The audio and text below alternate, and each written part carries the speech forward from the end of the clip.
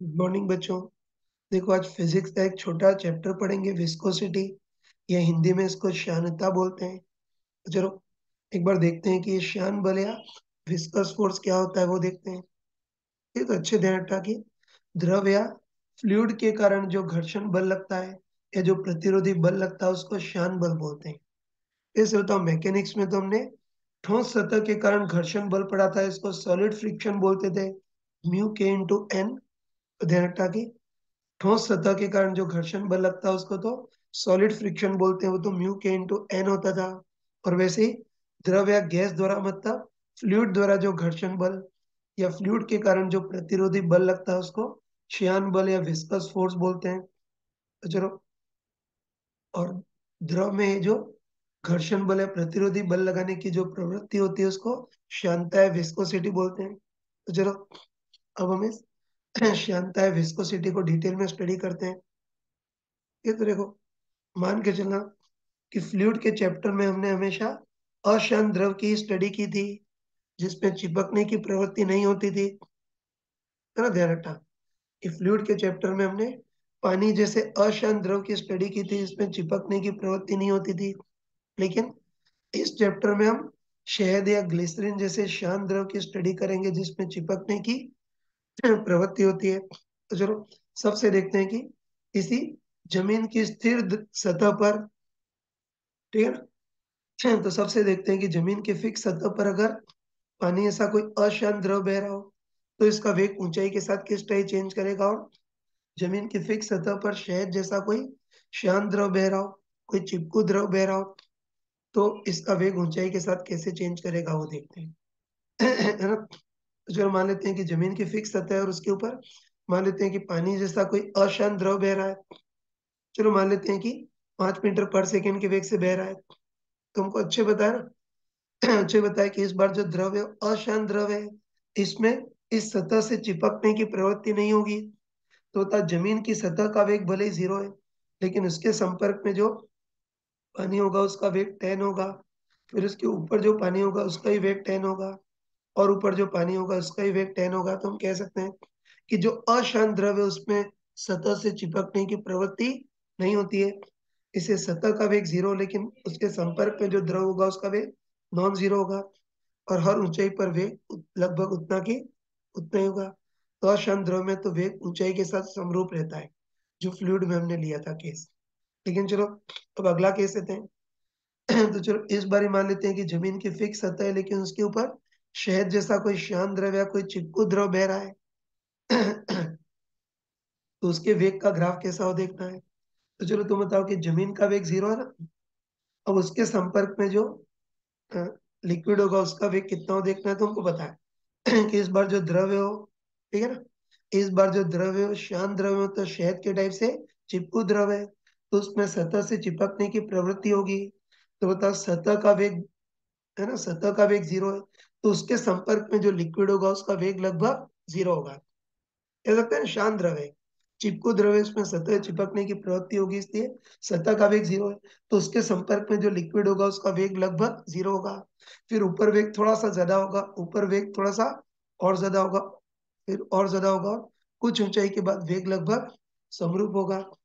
तो शांत द्रव बहे तो उसमें वेग का ऊंचाई के साथ ग्राफ या प्रोफाइल लगभग इस टाइप की होती है ना। तो इससे एक चीज पता चल गई कि अशांत द्रव में चिपकने की प्रवृत्ति नहीं होती है, तो इसमें तो लिक्विड का जो वेग है ऊंचाई के साथ लगभग कांस्टेंट रहता है। लेकिन शांत द्रव में लिक्विड, है ना, शांत द्रव में सतह से चिपकने की प्रवृत्ति होती है, इसलिए सतह का वेग 0, तो उसके संपर्क में लिक्विड होगा उसका वेग लगभग 0 होगा।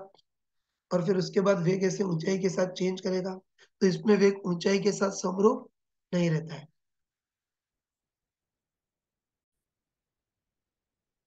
फिर बच्चों हमने विस्कोसिटी के ये छोटी छोटी चीजें पढ़ ली। अब हम डायरेक्ट मेन पार्ट पे आते हैं। ये तो देखते हैं कि किसी भी वस्तु पर लगने वाला विस्कस फोर्स या श्यान बल कितना होगा वो देखना है। और उसमें हम दो केस लेंगे। ये सबसे पहले हम किसी समतल सतह पर श्यान बल कितना लगेगा वो देखेंगे, और उसके बाद फिर किसी गोलाकार वस्तु पर श्यान बल कितना लगेगा वो देखेंगे। तो चलो सबसे पहले देखते हैं कि किसी समतल सतह पर श्यान बल या समतल सतह पर विस्कस फोर्स कितना लगता है वो देखते हैं। ठीक है, तो उसको समझने के लिए वही कैसे रहा हूँ। जैसे मान लेते हैं कि जमीन की कोई फिक्स समतल सतह है। ठीक है ना, तो जमीन की कोई फिक्स समतल सतह और उसके ऊपर शहद या ग्लिसरीन जैसा कोई विस्कस लिक्विड बह रहा है। बताया था कि सतह का वेग 0, तो उसके संपर्क में जो लिक्विड होगा उसका वेग लगभग 0 होगा। फिर ऊपर थोड़ा ज्यादा होगा, फिर और ज्यादा, और कुछ ऊंचाई के बाद ये वेग लगभग कांस्टेंट हो जाएगा। ये हमको पता है। ठीक है, बस हमको देखना है कि इस द्रव के कारण इस जमीन की समतल सतह पर लगने वाला श्यान बल कितना होगा। मतलब इस समतल सतह पर लगने वाला श्यान बल किन किन चीजों पे निर्भर करेगा वो देखना है। फिजिक्स में हर बेसिक चीज ऐसे ही देखते हैं ना, तो यहाँ भी देखते हैं कि लिक्विड के कारण समतल सतह पर लगने वाला श्यान बल किन किन चीजों पर निर्भर करेगा वो देखना है। ये तुम कॉमन से बताओ कि समतल सतह पर लगने वाला श्यान बल एक तो इसके संपर्क क्षेत्रफल पे निर्भर करेगा। लॉजिकली बताओ कि संपर्क क्षेत्रफल कम होगा तो लिक्विड कम जगह चिपकेगा, तो श्यान बल कम लगेगा। और संपर्क क्षेत्रफल अगर ज्यादा हो तो लिक्विड ज्यादा जगह चिपकेगा तो श्यान बल ज्यादा होगा। तो लिक्विड के कारण जो श्यान बल लगता है वो एक तो संपर्क क्षेत्रफल ए के समानुपाती होता है। ये मेन डिफरेंस है यार, याद रखना कि सॉलिड के कारण जो घर्षण बल लगता है वो तो संपर्क क्षेत्रफल पर निर्भर नहीं करता है, बताया था ना फ्रिक्शन में। इस सॉलिड सतह के कारण, ठोस सतह के कारण जो फ्रिक्शन लगता है वो तो संपर्क क्षेत्रफल पर निर्भर नहीं करता है। लेकिन लिक्विड के कारण जो फ्रिक्शन होता है या जो श्यान बल होता है वो संपर्क क्षेत्रफल ए पर निर्भर करता है, ए के समानुपाती होता है। तो देखो श्यान बल और किस चीज पर निर्भर करेगा वो देखना है। तो इसको समझने के लिए मैं प्रैक्टिकल केस से रहा हूँ, सोच समझ के बताना है ना। तो ये मान लेते हैं कि किसी भी सतह के ऊपर कोई श्यान द्रव बह रहा है। और चलो पहले केस में मान लेते हैं कि द्रव के वेग की ऊंचाई का के साथ द्रव ऐसा है। मतलब फर्स्ट केस में जो द्रव का वेग है ऊंचाई के साथ तेजी से बढ़ रहा है। सेकेंड केस में वेग का प्रोफाइल ऐसा है, मतलब वेग ऊंचाई के साथ धीरे धीरे बढ़ रहा है। और थर्ड केस में वेग जो ऊंचाई के साथ कांस्टेंट है। तो तुम खुद बताओ कि इन तीनों केस में किस केस में श्यान बल सबसे ज्यादा लगेगा। साफ साफ दिख रहा है कि फर्स्ट केस में श्यान बल सबसे ज्यादा लगेगा, सेकेंड केस में कम लगेगा, और थर्ड केस में तो श्यान बल लगेगा ही नहीं, है ना, क्योंकि इसमें वेग ऊंचाई के साथ कांस्टेंट है। तो पानी की परतों के बीच कोई रिलेटिव कंपटीशन की भावना नहीं होगी। इससे थर्ड केस में श्यान बल बिल्कुल 0 होगा। तो चलो एक बार देखते हैं कि फर्स्ट केस में क्या चीज ज्यादा है जिसके कारण श्यान बल ज्यादा होगा वो देखते हैं। ठीक है, तो तुम खुद बताओ, है ना। तुम खुद बताओ कि फर्स्ट केस में जो वेग है ऊंचाई के साथ तेजी से परिवर्तित हो रहा है, दिख रहा है ना। हाँ। तो फर्स्ट केस में द्रव का वेग ऊंचाई के साथ तेजी से परिवर्तित हो रहा है, मतलब वेग का ऊंचाई के साथ परिवर्तन की दर मतलब dv बाय dy ज्यादा है तो श्यान बल भी ज्यादा है। कह सकते हैं ना कि फर्स्ट केस में वेग ऊंचाई के साथ तेजी से परिवर्तित हो रहा है, तो वेग की ऊंचाई के साथ परिवर्तन की दर मतलब dv बाय dy ज्यादा है तो श्यान बल भी ज्यादा है। उसके बाद बताओ सेकेंड केस में वेग ऊंचाई के साथ धीरे धीरे परिवर्तित हो रहा है, तो वेग का ऊंचाई के साथ परिवर्तन की दर मतलब dv बाय dy कम है तो श्यान बल भी कम है। और थर्ड केस में वेग ऊंचाई के साथ कांस्टेंट है, वेग का, है ना, वेग ऊंचाई के साथ परिवर्तित हो ही नहीं रहा है, तो वेग का ऊंचाई के साथ परिवर्तन की दर 0 तो श्यान बल भी 0। तो पक्का बोल सकते हैं कि फर्स्ट केस में वेग में परिवर्तन की दर ज्यादा है तो श्यान बल भी ज्यादा है, सेकेंड केस में वेग में परिवर्तन की दर कम है तो श्यान बल कम, और थर्ड केस में वेग में परिवर्तन की दर बिल्कुल 0 है तो श्यान बल भी 0 है। तो इससे हमें ना इससे हम कंफर्म बोल सकते हैं कि श्यान बल और किस चीज पे डिपेंड करेगा, वेग की ऊंचाई के साथ परिवर्तन की दर मतलब dv बाय dy पे निर्भर करेगा, है ना। और फिर ध्यान रखना कि dv बाय dy को सिंपल शब्दों में तो क्या बोल सकते हैं, वेग की ऊंचाई के सापेक्ष परिवर्तन की दर बोल सकते हैं। लेकिन याद रखना ये जो परिवर्तन की दर है ऊंचाई मतलब स्थिति के सापेक्ष है, और स्थिति के सापेक्ष जो परिवर्तन की दर होती है या स्थिति के सापेक्ष जो अवकलन होता है उसको प्रवणता या ग्रेडियंट बोलते हैं। इससे इसको किताबी शब्दों में वेग प्रवणता मतलब वेलोसिटी ग्रेडियंट बोलते हैं। तो आगे बोलूंगा नहीं कि dv बाय dy जो होगा उसको वेग की ऊंचाई के साथ परिवर्तन की दर भी बोल सकते हैं, लेकिन परफेक्ट शब्दों में इसको वेग प्रवणता मतलब वेलोसिटी ग्रेडियंट बोलते हैं। बस विस्कस फोर्स और किस पे डिपेंड करेगा, डी बाई डी वाई मतलब वेग प्रवणता पे निर्भर करेगा। बस सिंपली दोनों कंबाइन कर सकते हैं ना, है ना। तो सिंपली दोनों कंबाइन करते हैं। ये तुम बताओ, है ना। तो तुम बताओ कि समतल सतह पर लगने वाला शान बल एक तो संपर्क क्षेत्रफल ए के समानुपाती है और एक वेग प्रवणता डीवी बाई डी वाई के समानुपाती है। बताओ ना। बताओ दोनों कंबाइन करेंगे तो viscous force proportional to A, viscous force proportional to D V by D Y. तो कंबाइन करेंगे तो viscous force proportional to A D V by D Y. अब प्रोपोर्शनलिटी को इक्विटी चेंज करते हैं, और हम सभी को होता है कि प्रोपोर्शनलिटी को इक्विटी चेंज करेंगे तो एक कांस्टेंट आएगा। ठीक है, और ध्यान रखना कि इधर जो कांस्टेंट आता है उसको ईटा बोलते हैं, इधर जो कांस्टेंट आता है उसको ईटा बोलते हैं। इसको हिंदी में शांता गुणांक और इंग्लिश में कोफिशिएंट ऑफ विस्कोसिटी बोलते हैं। और ये 10 बार बताया था कि कभी भी प्रोपोर्शनलिटी को इक्विटी चेंज करो तो ये जो कांस्टेंट है वो किस पे निर्भर करेगा, उस द्रव की प्रॉपर्टी पे निर्भर करेगा, है ना। वही अपना पुराना लॉजिक है, कोई सदियों पुराना लॉजिक की बताओ। शान बल की क्षेत्रफल पर निर्भरता ले ली है, शान बल की वेग प्रवणता पे निर्भरता ले ली है, थीटा तो कोई तीसरी चीज होगी। और तीसरी चीज क्या हो सकती है, द्रव की प्रॉपर्टी। ये तो अच्छे से, ठीक है ना। तो अच्छे डेटा की जो ईटा है या जो शांता गुणांक है वो द्रव की प्रॉपर्टी पे निर्भर करता है, या परफेक्ट शब्दों में बोले तो इस चीज पे निर्भर करता है कि द्रव कितना चिपकू है, उस पे निर्भर करता है। फिर तुम बताओ कि पानी ऐसा कम चिपकू द्रव है तो उसका शांता गुणांक कम होगा। ऐसे ग्लिसरीन जैसा ज्यादा चिपकू द्रव है तो उसका शांता गुणांक ज्यादा होगा। और शहद जैसा कोई महा चिपकू द्रव है तो उसका शांता गुणांक और ज्यादा होगा। तो शांता गुणांक द्रव की प्रॉपर्टी पर मतलब इस चीज पे निर्भर करता है कि द्रव कितने चिपकू है, या तुम्हारे पढ़े लिखों के शब्दों में बोल सकते हैं कि ये इस चीज पे निर्भर करता है कि द्रव के असंजक बल और असंजक बल कितने स्ट्रॉन्ग है, उस पर डिपेंड करता है।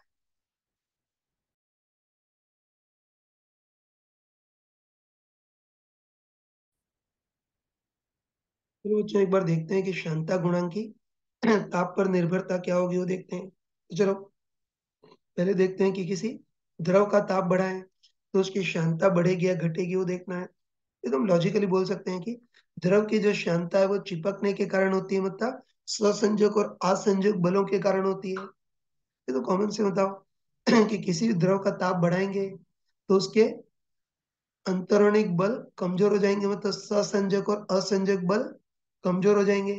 तो उसके कारण चिपकने की प्रवृत्ति घटेगी तो उसका उसकी शांता भी घटेगी और शांता गुणांक भी घटेगा। तो कह सकते हैं कि द्रव का ताप बढ़ाने पर अंतरणिक बल वीक हो जाएंगे तो द्रव की तो क्षमता घटेगी। लेकिन हम गैस की बात करते हैं तो हमको होता है कि गैस में कोई चिपकने की प्रवृत्ति थोड़ी होती है। तो हमको होता है कि गैस की जो क्षमता होती है वो टक्करों के कारण होती है ना। गैस की जो क्षमता होती है, जो प्रतिरोधी बल लगता है वो गैस मॉलिक्यूल के टक्करों के कारण होता है। ये तो कॉमन से बताओ कि किसी भी गैस का अगर ताप बढ़ा है तो गैस की रैंडम गति बढ़ेगी, और रैंडम गति बढ़ेगी तो टक्करें बढ़ेंगी, तो शांत बल भी बढ़ेगा और शांता गुणांक भी बढ़ेगा। ये तो ध्यान रखना कि द्रव का ताप बढ़ाने पर शांता घटती है, लेकिन गैस का ताप बढ़ाने पर शांता बढ़ती है।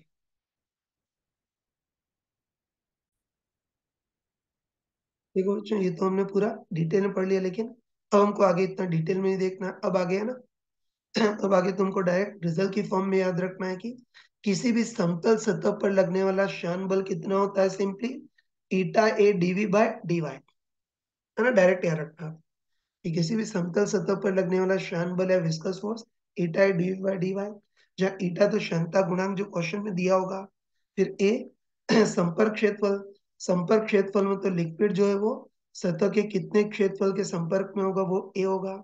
और डीवी बाय डी वाई वेग प्रवणता, तो वेग प्रवणता के लिए इस द्रव का वेग ऊंचाई के साथ किस टाइप चेंज होगा उसका हमको पूरा फंक्शन दिया होगा।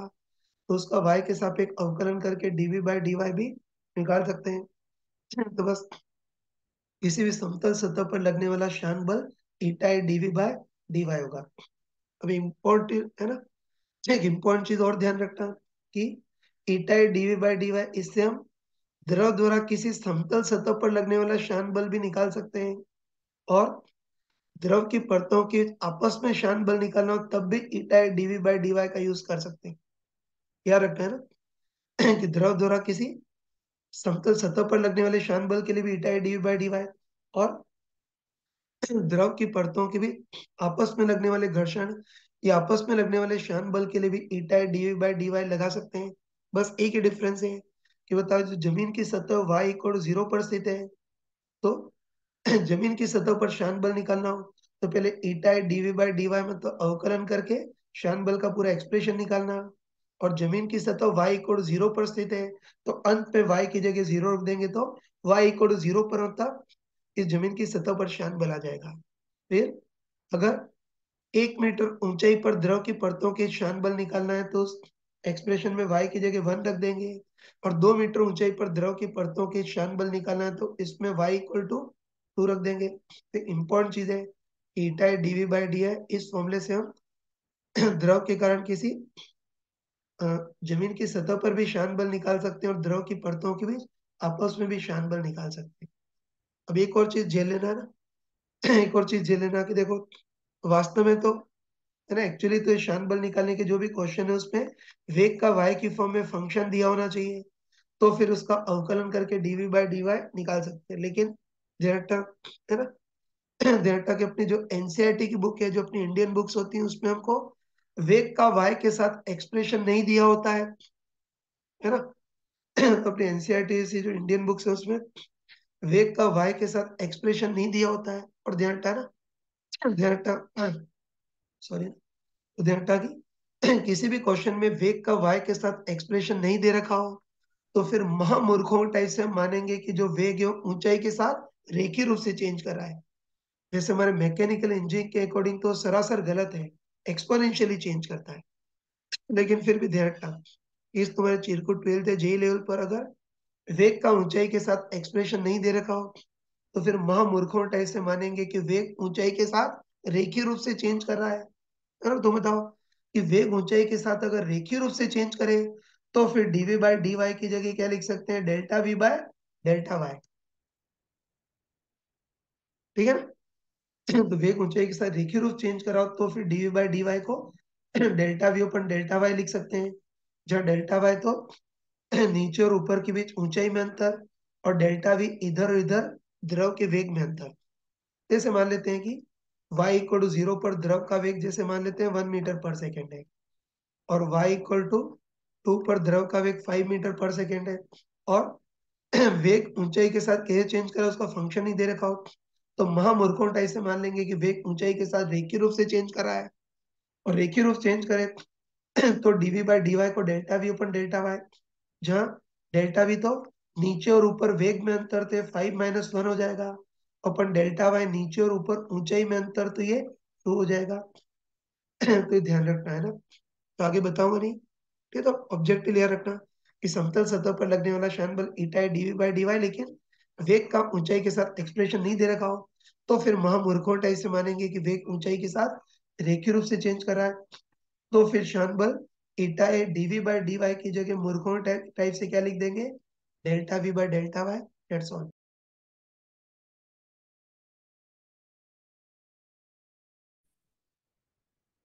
फिर वो जो समतल सतह पर लगने वाले शान बल के कुछ क्वेश्चन करते हैं।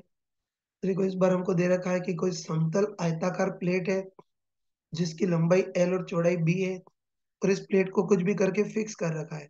तो देखो इसके ऊपर ग्लिसरीन जैसा कोई शांत द्रव बह रहा है जिसका शांतता गुणांक हमको ईटा दे रखा है, और इस द्रव का वेग ऊंचाई के साथ किस टाइप चेंज कर रहा है उसका हमको एक्सप्रेशन दे रखा है। फिर तो हमको दे रखा है कि ग्लिसरीन का वेग ऊंचाई के साथ कैसे चेंज कर रहा है, v equal to V naught 1 - e⁻ के टाइप से चेंज कर रहा है, और वास्तव में भी इसी टाइप से चेंज करता है ना, मैकेनिकल इंजीनियरिंग में पढ़ते हैं है ना, वास्तव में ऐसे ही चेंज करता है। लेकिन इस बार दे रखा है कि द्रव का वेग ऊंचाई के साथ चेंज कर रहा है, और कैसे चेंज कर रहा है, v equal to V naught 1 -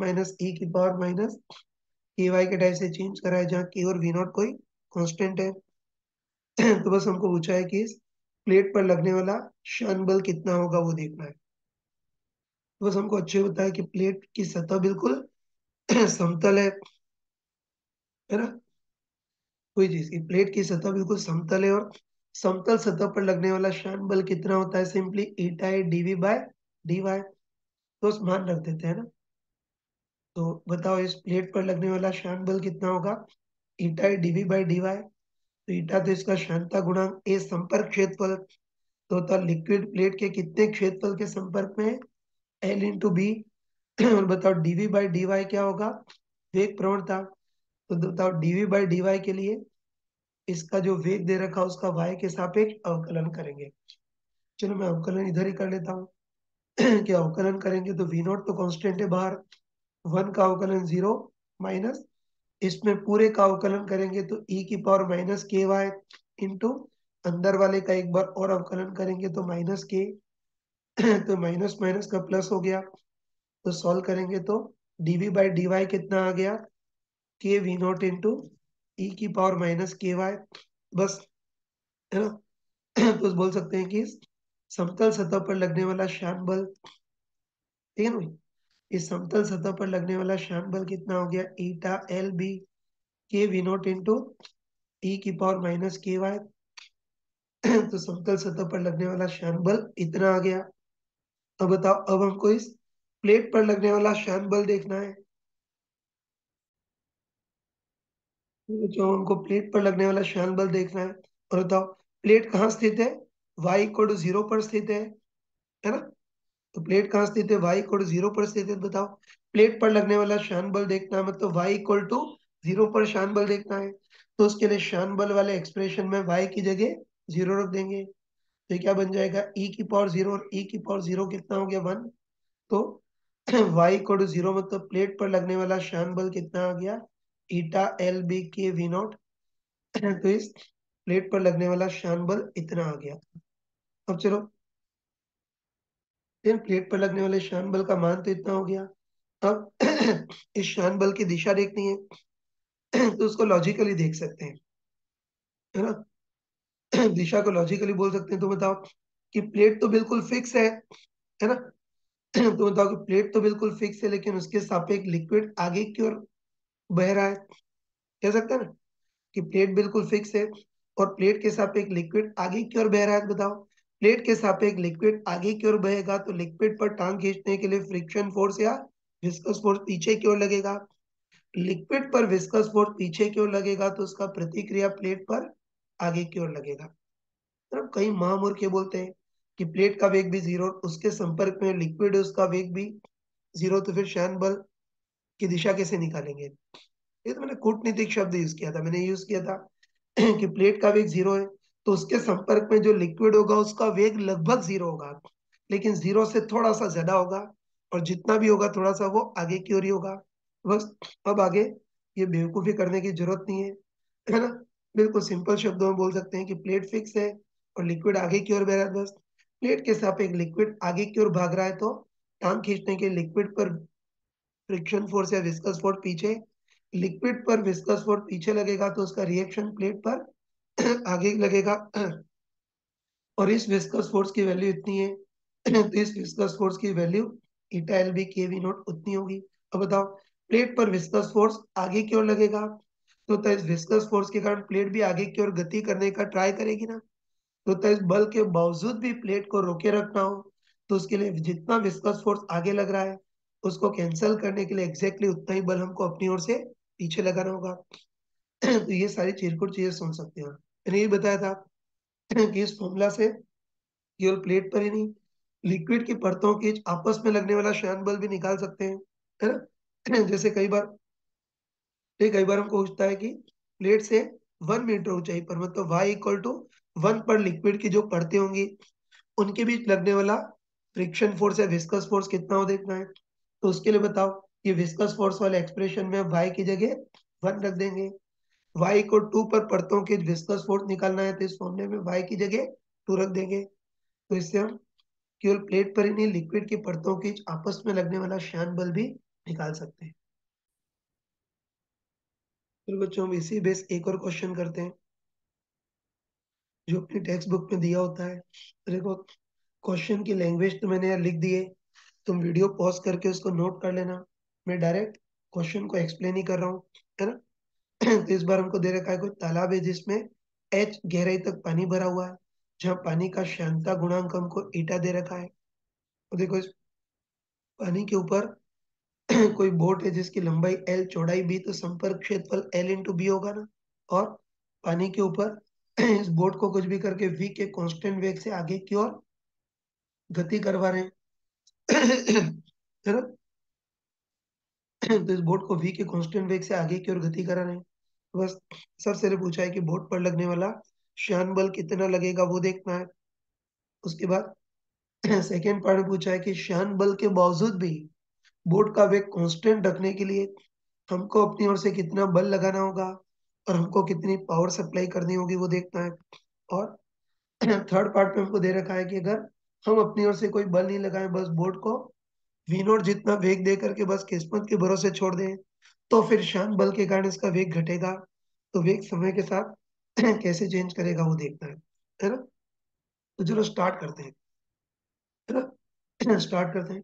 कोई किसी तालाब में एज गहरे तक पानी भरा हुआ है और उसके ऊपर किसी बोट को कुछ भी करके वी के कांस्टेंट वेग से आगे की ओर गति करवा रहे हैं। तो तुम खुद बताओ ना, तुम खुद बताओ कि पानी के सापेक्ष बोट आगे की ओर भाग रही है तो उस पर टांग खींचने के लिए फ्रिक्शन पीछे लगेगा, है ना। कोई जरा कचरा करने की जरूरत नहीं है, बिल्कुल इंसान उठा इसे लॉजिकली बोल सकते हैं, है ना। लॉजिकली बोल सकते हैं कि पानी के सापेक्ष बोट आगे की ओर भाग रही है तो उस पर टांग खींचने के लिए विस्कस फोर्स पीछे की ओर लगेगा। और हमको होता है कि बोट की भी नीचे वाली सतह समतल है और समतल सतह पर श्यान बल कितना लगता है, सिंपली ईटा है डीवी बाय डीवाई।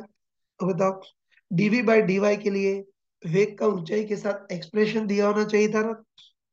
तो वास्तव में तो है ना, ध्यान हटा, कि वास्तव में तो डीवी बाय डीवाई निकालने के लिए वेग का ऊंचाई के साथ ऐसा एक्सप्रेशन दिया होना चाहिए, लेकिन इन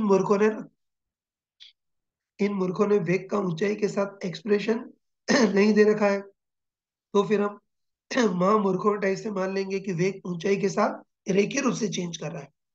बताया था ना कि ऊंचाई के साथ एक्सप्रेशन नहीं दे रखा है, तो महामूर्खों टाइप से मान लेंगे कि वेग ऊंचाई के साथ रेखीय रूप से चेंज कर रहा है।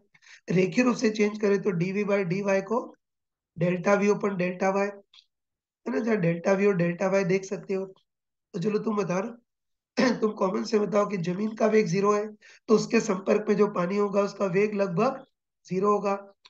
और बताओ बोट का वेग v है तो उसके संपर्क में जो पानी होगा उसका वेग लगभग v होगा।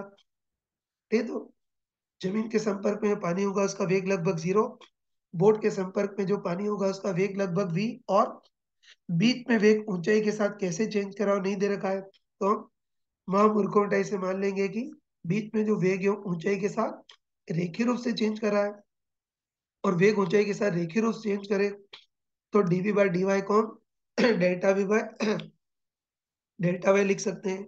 बस हमें हम पक्का बोल सकते हैं कि बोर्ड पर लगने वाला श्यान बल ईटा है delta V by delta Y. तो ईटा तो पानी का शांता गुणांक, ये संपर्क क्षेत्रफल, तो बताओ बोर्ड की निचली सतह पानी के संपर्क में रहेगी ना। तो बोर्ड का पानी के साथ संपर्क क्षेत्रफल कितना होगा, L into B into D V by D Y की जगह delta V upon delta Y. तो था डेल्टा वी तो ऊपर और नीचे पानी के वेग में अंतर कितना होगा, v minus 0 upon delta y. इन दोनों बिंदुओं की ऊंचाई में अंतर तो वो कितना होगा, पानी की ऊंचाई h। बस बोट पर लगने वाला श्यान बल अपने पास कितना आ गया, सॉरी, बोट पर लगने वाला श्यान बल कितना आ गया, eta L B by H into V. तो बोट पर लगने वाला श्यान बल या घर्षण बल इतना हो गया, है ना। तुम बताओ कि जो श्यान बल है वो अपोजिंग है, ठीक है ना भाई। तुमको नहीं बताओ एक मिनट, तुमको बताओ कि जो श्यान बल है वो गति के अपोजिंग है, तो होता है शांत बल के कारण इस बोट का वेग घट सकता है, लेकिन हमको कुछ भी करके इस बोट का वेग कांस्टेंट रखना है, ठीक है ना। कि सपोजिंग शांत बल के कारण बोट का वेग घट सकता है, लेकिन हमको कुछ भी करके बोट का वेग कांस्टेंट रखना है। तो तुमको बताओ कि बोट का वेग कांस्टेंट रखने के लिए जितना शांत बल पीछे लग रहा है उसको कैंसिल करने के लिए एग्जैक्टली उतना का उतना ही बल हमको अपनी ओर से लगाना होगा। तो पीछे की ओर शांत बल कितना लग रहा था, eta L B by H into V. तो इसके वेग को कांस्टेंट रखने के लिए जितना शान बल पीछे लग रहा है एग्जैक्टली उतना ही बल हमको अपनी ओर से आगे लगाना होगा, है ना। तो eta by L B by H into V के बराबर ही हमको अपनी ओर से बल आगे लगाना पड़ेगा। खुद बताओ कि शान बल से थोड़ा सा भी ज्यादा बल लगा दिया तो बोट का वेग बढ़ जाएगा, शान बल से कम या अपर्याप्त बल लगाया तो वेग घट जाएगा, लेकिन बोट का वेग कांस्टेंट रखना है। तो उसके लिए जितना अपोजिंग शान बल पीछे लग रहा है उसको कैंसिल करने के लिए एग्जैक्टली उतना ही बल हमको अपनी ओर से आगे लगाना होगा। तो हमको कितना लगाना पड़ेगा, eta by L B by H into V, exactly इतना बल लगाना होगा।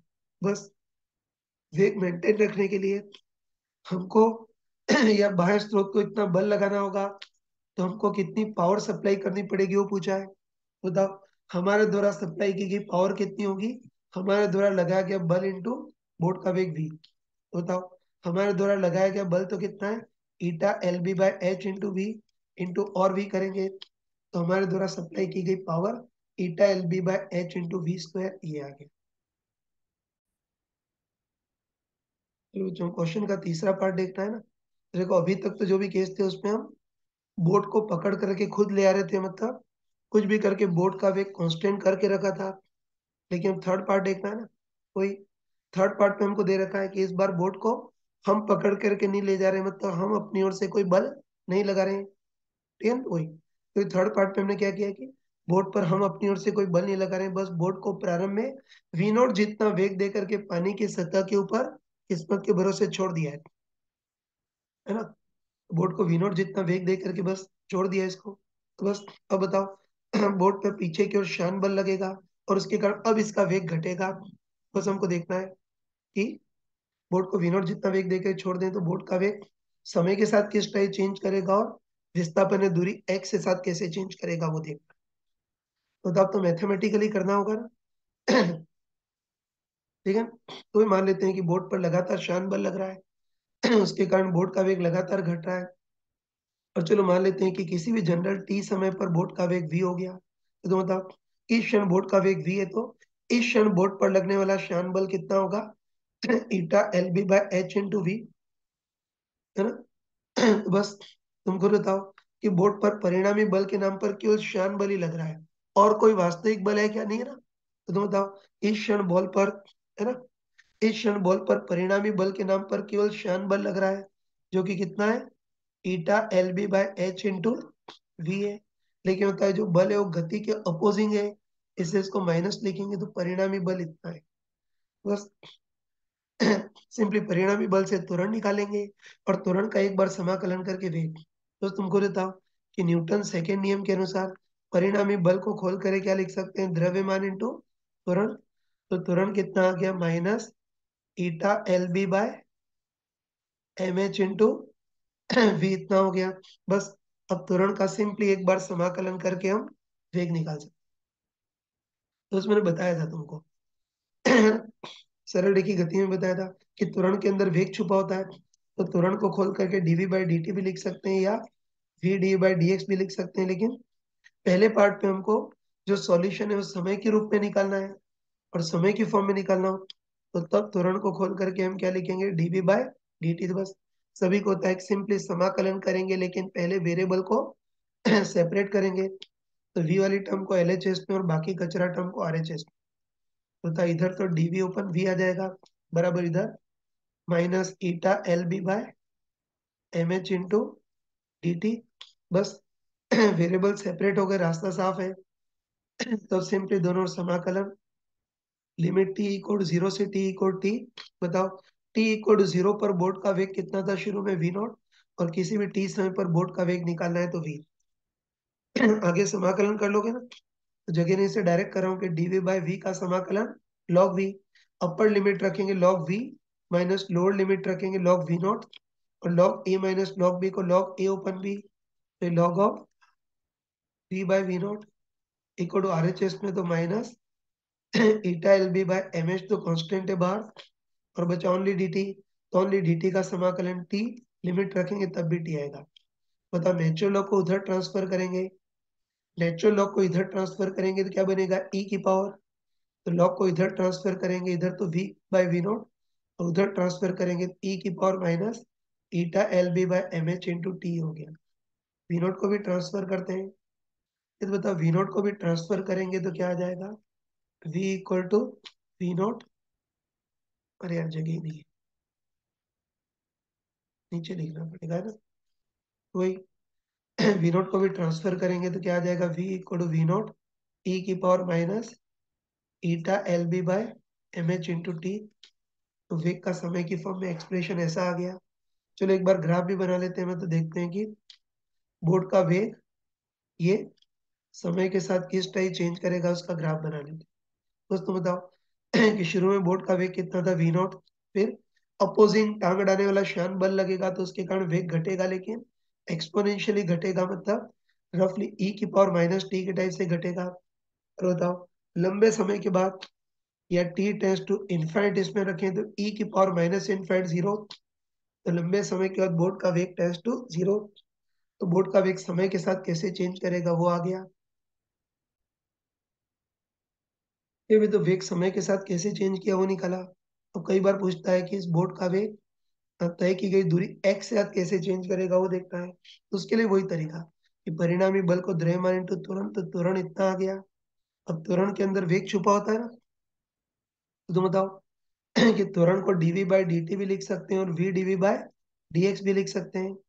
ये तो बताओ पहले पार्ट पे हमको सॉल्यूशन समय की फॉर्म में निकालना था, तो त्वरण को dv बाई dt लिखा था, लेकिन इस बार सॉल्यूशन विस्थापन की फॉर्म में निकालना है, तो इस बार त्वरण को खोल कर क्या लिखेंगे, v dv बाय dx लिख देंगे बस।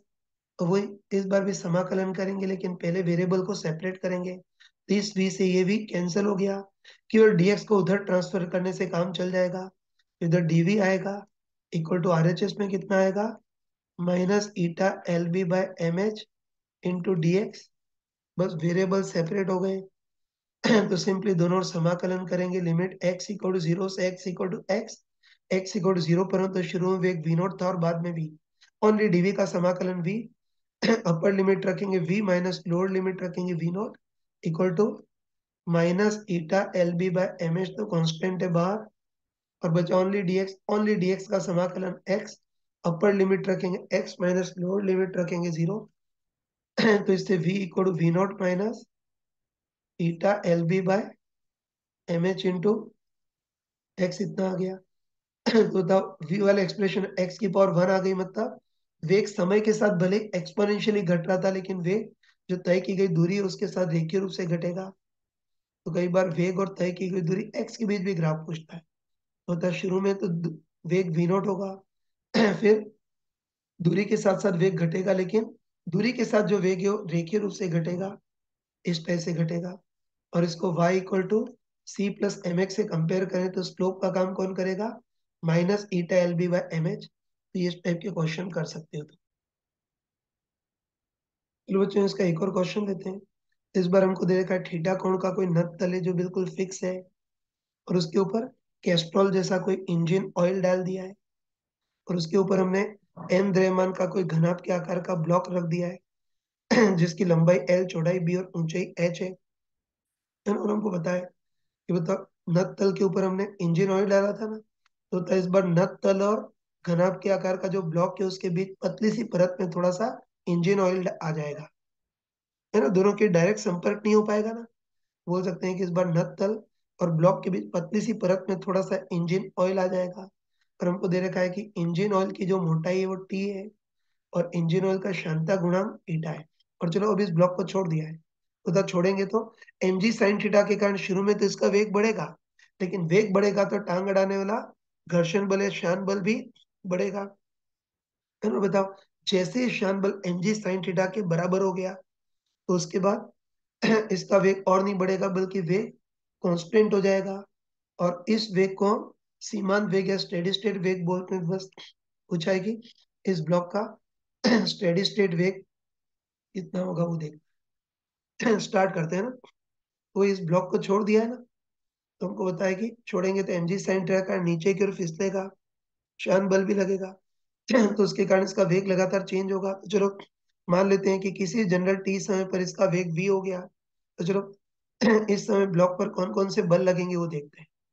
ये तो बताओ इस ब्लॉक पर गुरुत्वीय बल का नत तल के अनुदिश घटक mg sin थीटा भी लगेगा है ना। तो इस ब्लॉक पर गुरुत्वीय बल का घटक mg sin थीटा लगेगा। और कौन सा? टांग अड़ाने वाला घर्षण बल मतलब श्यान बल। ठीक है ना? तो बताओ इस बार, ब्लॉक और नत तल का डायरेक्ट संपर्क नहीं है, इससे सॉलिड फ्रिक्शन नहीं लगेगा बल्कि लिक्विड फ्रिक्शन है, श्यान बल लगेगा। है ना? कॉमन सेंस है। एक मिनट, है ना, कॉमन से बताओ कि नत तल के इस इंजन ऑयल की तुलना में ब्लॉक आगे की ओर भाग रहा है तो टांग खींचने के लिए श्यान बल पीछे लगेगा। ठीक है भाई कि ब्लॉक नीचे की ओर भाग रहा है तो टांग खींचने के लिए श्यान बल ऊपर की ओर लगेगा। और हमको बताया कि ब्लॉक के नीचे वाली सतह समतल सतह है, और हमको बताया कि समतल सतह पर लगने वाला श्यान बल कितना होता है, ईटा डीवी बाय डी वाई। लेकिन बताओ इस बार भी, इस इंजन ऑयल का वेग ऊंचाई के साथ कैसे चेंज करेगा उसका एक्सप्रेशन नहीं दे रखा है, तो अंधों के टाइप से मान लेंगे कि इसका वेग ऊंचाई के साथ रेखीय रूप से चेंज करा है। तो अब श्यान बल eta D V by D Y की जगह delta V by delta Y, जहाँ डेल्टा वी और डेल्टा वाई देख सकते हैं। तो तुम बताओ कि नत तल का वेग छोटा सा बनाया था ना, तो नत तल का वेग 0 है तो उसके संपर्क में जो इंजन ऑयल होगा उसका वेग लगभग 0 होगा। और ब्लॉक का वेग v है तो उसके संपर्क में जो इंजन ऑयल होगा उसका वेग लगभग v होगा। और बीच में वेग कैसे चेंज कर रहा है वो नहीं दे रखा, तो मान लेंगे कि बीच में वेग ऐसे रेखीय रूप से चेंज कर रहा है। ये तो बताओ, डेल्टा वी तो क्या होगा, ऊपर और नीचे वेग में अंतर v माइनस 0, और डेल्टा वाई ऊंचाई में अंतर वो कितनी होगी, ऑयल परत की मोटाई t। तो बस अब श्यान बल निकाल सकते हैं ना, कितना होगा, ईटा श्यानता गुणा ए संपर्क क्षेत्रफल। तो बताओ ब्लॉक की निचली सतह इंजन ऑयल के संपर्क में रहेगी ना तो ये जो लिक्विड है वो ब्लॉक की निचली सतह के संपर्क में रहेगा, तो उसका संपर्क क्षेत्रफल सिंपली L इंटू बी। और डेल्टा वी ऊपर और नीचे वेग में अंतर मतलब v माइनस 0, और डेल्टा वाई ऊपर और नीचे ऊंचाई में अंतर, तो वो इस ऑयल परत की मोटाई t के बराबर होगा। तो शान बल कितना हो जाएगा, eta L B by T into V इतना शान बल होगा। ठीक है ना? तो बस तुम खुद बताओ, है ना सॉरी, तुम खुद बताओ कि इस mg साइन थीटा के कारण, छोड़ दिया है ना इसको, तो तुम बताओ कि mg साइन थीटा के कारण शुरू में तो इस ब्लॉक का वेग बढ़ेगा। ठीक है ना? तो mg साइन थीटा के कारण शुरू में तो इसका वेग बढ़ेगा, लेकिन बताओ वेग बढ़ेगा तो समानुपाती रूप से पीछे वाला शान बल भी बढ़ेगा। ये और तुम बताओ कि बढ़ते बढ़ते जैसे ही शान बल mg साइन थीटा के बराबर हो गया, तो तब परिणामी बल 0 त्वरण 0, तो इसका वेग कांस्टेंट हो जाएगा। मतलब कुछ समय के बाद ये कांस्टेंट वेग से गति करेगा, और ये जो इसका कांस्टेंट वेग हो जाता है उसको सीमांत वेग या स्टेडी स्टेट वेग बोलते हैं। तो बस इसका सीमांत वेग या स्टेडी स्टेट वेग कितना होगा वो देखना है। ये तो ध्यान था, है ना, तुम सोच सकते हो। बताओ लंबे समय के बाद, ये बोल सकते हैं कि लंबे समय के बाद स्टेडी स्टेट पर या सीमांत अवस्था पर इस ब्लॉक का वेग कांस्टेंट हो जाएगा, और तब वेग कांस्टेंट होगा तो त्वरण कितना हो जाएगा, 0। कह सकते हैं ना, लंबे समय के बाद ब्लॉक का वेग स्टेडी या कांस्टेंट हो जाएगा। ब्लॉक का वेग कांस्टेंट होगा तो त्वरण 0, त्वरण 0 तो न्यूटन सेकेंड लॉ के अनुसार परिणामी बल भी 0। और परिणामी बल 0 मतलब हम बिंदास बोल सकते हैं कि सीमांत अवस्था में तो सिंपली हम आगे पीछे वाले बलों को बैलेंस कर सकते हैं। ये चीज आगे नहीं बताऊंगा, याद रखना कि कभी कोई ब्लॉक सीमांत वेग से या कांस्टेंट वेग से गति करे, तो कांस्टेंट वेग के शब्द सुनते ही दिमाग में आना चाहिए कि अब वेग कांस्टेंट हो गया, त्वरण 0, परिणामी बल 0, तो बिंदास आगे पीछे वाले बलों को बैलेंस कर सकते हैं। तो था पीछे की ओर तो शान बल लग रहा है, वो तो कितना है, eta L B by T into V, है ना, बराबर आगे की ओर कौन सा है, एम जी साइन थीटा। तो सीमांत अवस्था के लिए सिंपली हम बलों को बैलेंस कर सकते हैं, तो इससे वी आ जाएगा m g sine theta into t upon eta L b. तो ये इस ब्लॉक का सीमांत वेग होगा, जिसको स्टेडी स्टेट वेग भी बोलते हैं, टर्मिनल वेलोसिटी भी बोलते हैं, तो इजीली कर सकते हैं इसे। तो इसमें एक एनसीईआरटी की बुक का एक क्वेश्चन ले रहा हूँ, उसको देखना है ना, ये क्वेश्चन तुमको ट्राई करना है। तो हमको दे रखा है कि टेबल की फिक्स सतह है उसके ऊपर कैस्ट्रॉल जैसा कोई इंजन ऑयल डाल दिया है, और उसके ऊपर कोई ऐसा घनाभ के आकार का ब्लॉक रख दिया है, इसकी लंबाई एल, चौड़ाई बी और ऊंचाई एच है। चलो इसका द्रव्यमान m2 है। तो हमको पता है इस बार मोबिल ऑयल डाला था ना, इसलिए ब्लॉक और टेबल की सतह के बीच डायरेक्ट संपर्क नहीं रहेगा, बल्कि टेबल और टेबल और ब्लॉक के बीच पतली सी परत में थोड़ा सा इंजन ऑयल आ जाएगा। जहाँ इंजन ऑयल की परत की मोटाई टी दे रखी है और श्यानता गुणांक एन दे रखा है। अब गति कराने के लिए धागा लगा दिया है, जो गिरने से गुजरा M1 द्रव्यमान का हमने कोई ब्लॉक लटका दिया है। और चलो अब इस सिस्टम को विरामावस्था छोड़ दिया है, तो हमको बताया कि छोड़ेंगे तो इस M1G के कारण शुरू में तो सिस्टम का वेग बढ़ेगा, लेकिन वेग बढ़ेगा तो टांग अड़ाने वाला विस्कस फोर्स भी बढ़ेगा। और जैसे ही ये आगे पीछे वाले फोर्स बैलेंस हो जाएंगे तो उसके बाद वेग और नहीं बढ़ेगा, उसके बाद ये बिल्कुल कांस्टेंट या सीमान वेग से गति करेगा। तो हमको पूछा है कि छोड़ देंगे तो इस सिस्टम का स्टेडी स्टेट वेग या सीमांत वेग कितना होगा वो देखना है। ठीक है ना? तो चलो सबसे पहले तो ब्लॉक पर श्यान बल कितना लगेगा वो देख लेते हैं। ये तो कॉमन से बोल सकते हैं कि छोड़ने पर पूरा सिस्टम क्लॉकवाइज गति करेगा, तो ऑब्वियसली ब्लॉक आगे की ओर ही गति करेगा ना। मान लेते हैं कि ब्लॉक का वेग v है, तो तुमको बताओ ना, तुमको बताओ कि इंजन ऑयल की तुलना में ब्लॉक आगे की ओर फिसल रहा है, तो इस पर टांग खींचने के लिए विस्कस फोर्स पीछे की ओर लगेगा। और हमको बताया कि ब्लॉक के नीचे वाली समतल सतह है, तो समतल सतह पर लगने वाला श्यान बल simply eta D V by D Y. लेकिन यहाँ भी वेग का ऊंचाई के साथ फंक्शन नहीं दे रखा है, तो मानेंगे कि वेग ऊंचाई के साथ रेखीय रूप से चेंज कर रहा है, तो श्यान बल eta D V by D Y की जगह delta V by delta Y. हमको होता है कि टेबल फिक्स है तो उसका वेग जीरो, तो उसके संपर्क में जो इंजन ऑयल होगा उसका वेग लगभग जीरो। उसके बाद ब्लॉक का वेग इधर बनाया तो जगह नहीं, तो बोला कि टेबल का वेग जीरो तो उसके संपर्क में जो इंजन ऑयल होगा उसका वेग लगभग जीरो। और ब्लॉक का वेग v है, तो उसके संपर्क में जो इंजन ऑयल होगा उसका वेग लगभग v होगा। और बीच में नहीं दे रखा है, तो मानेंगे कि बीच में वेग रेखीय रूप से चेंज कर रहा है ना। तो डेल्टा v तो क्या होगा, ऊपर और नीचे ऑयल के वेग में अंतर v माइनस जीरो अपन डेल्टा वाई ऊंचाई में अंतर वो इस ऑयल परत की मोटाई t के बराबर। तो बस बोल सकते हैं कि ब्लॉक पर श्यान बल कितना लगेगा, ईटा तो इसका श्यानता गुणांक ए संपर्क क्षेत्रफल, तो निचली सतह ऑयल के संपर्क में रहेगी तो संपर्क क्षेत्रफल निचली सतह का क्षेत्रफल L इंटू बी। और डेल्टा वाई ऊपर और नीचे ऑयल के वेग में अंतर v माइनस जीरो अपन डेल्टा वाई ये ऊंचाई में अंतर, तो ऑयल परत की मोटाई t के बराबर होगी। तो इस ब्लॉक पर लगने वाला श्यान बल कितना होगा, eta L B by T into V इतना होगा। ये जो श्यान बल है वो कांस्टेंट नहीं रहेगा, बल्कि इसके वेग पर डिपेंड करेगा। ठीक है ना?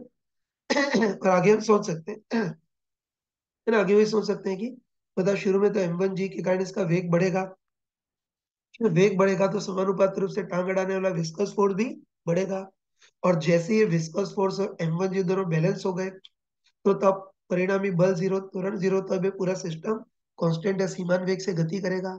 तो हमको पूछा है कि इस पूरे सिस्टम का सीमान वेग मतलब कांस्टेंट वेग कितना होगा वो देखना है। इस मैंने पिछले क्वेश्चन में ही बताया था कि कुछ समय के बाद इसका वेग कांस्टेंट होएगा, तो शब्द सुनते ही दिमाग में आना चाहिए कि सीमांत या स्टेडी स्टेट पर इसका वेग कांस्टेंट होएगा तो तुरंत जीरो, परिणामी बल जीरो। और परिणामी बल जीरो मतलब सीमांत अवस्था स्टेडी स्टेट पर, तो हम सिंपली बलों को बैलेंस करेंगे। और चलो अलग अलग बैलेंस करने की जरूरत नहीं है ना, पूरे सिस्टम को एक साथ लेकर के पूरे सिस्टम पर ही बल बैलेंस कर देने हैं। तो तनाव को छुपाना है तो उसके लिए क्या करते हैं, ब्लॉक, घिरनी, रस्सी, ब्लॉक सबको एक सिस्टम मानते हैं। तो तुम बताओ कि सबको अगर सिस्टम मान ले तो पूरे सिस्टम पर इधर की ओर मतलब क्लॉकवाइज ले जाने वाला बल कौन सा, M1G। और पूरे सिस्टम पर विपरीत दिशा में तो एंटी क्लॉकवाइज ले जाने वाला बल श्यान बल eta L B by T into V. तो तुमको बताओ ना, तुमको बताओ कि सीमांत अवस्था पर तो हम सिंपली बलों को बैलेंस कर सकते हैं। तो पूरे सिस्टम पर पीछे की ओर ले जाने वाला बल तो श्यान बल eta L B by T into V बराबर पूरे सिस्टम पर आगे की ओर एक क्लॉकवाइज ले जाने वाला बल M1G। तो सीमांत अवस्था पर क्लॉकवाइज और एंटी क्लॉकवाइज बल बैलेंस होने चाहिए, तो इससे V आ जाएगा M1G into T upon eta L B. और ये इसका स्टेडी स्टेट वेग होगा या सीमांत वेग होगा। तो इजीली इस टाइप के क्वेश्चंस कर सकते हैं।